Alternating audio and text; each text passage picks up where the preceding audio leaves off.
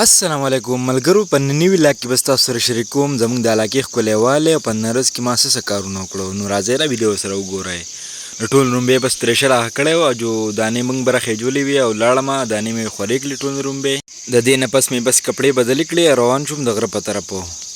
بس چې لارې نیمې ته ورسېدم دلته عروج راته پسې اواز راته وکړو چې راشه موږ له دا انځر کټ کا.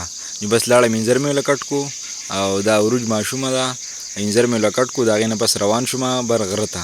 دا دی بس نیر ته راورسېدم او د هغې نه بس بر د دې خپل علاقې تاسو ته ښکلا ښیم. دا زموږ د علاقې ښکلا ده. دې نه ټوټل 3-4 کم ځایونه چې دي ټوټل ښکارېږي.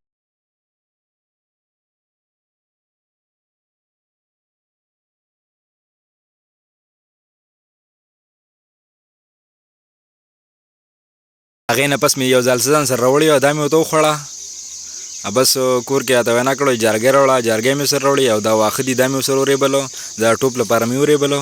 بس ګېډی تیار شو. ګېډی مې وتړو او روا مې غوست. بس را روان شوم کور ته راورسېدم.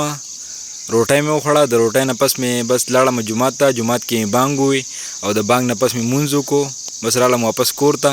د ټوپ ته ډبه مې رومبې نه تیارې کړې وه. د هغې نه پس بس ټوپ سر ته وختمه او بس په ټوپ مې شروع وکړه. دا د ټانټې دي. بس دا د کلي ژوند دی. ټوپ مې شروع وکړه. بس نیمې ته مې ورسو.